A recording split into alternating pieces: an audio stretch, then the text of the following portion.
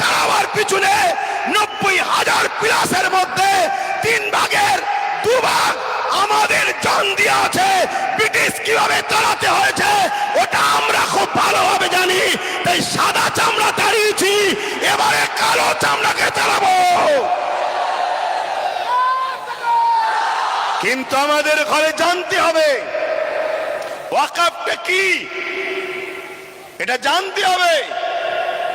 এই ওয়াকফ হাজার হাজার বছর ধরে চলে আসছে। শুনুন একটু ভাই, আমি বুঝাতে চাইছি, আর যদি বলেন যে না 2-4 কথা বলে দিয়ে ছেড়ে দেন, তা ছেড়ে দিচ্ছি, তাহলে একটু বুঝুন।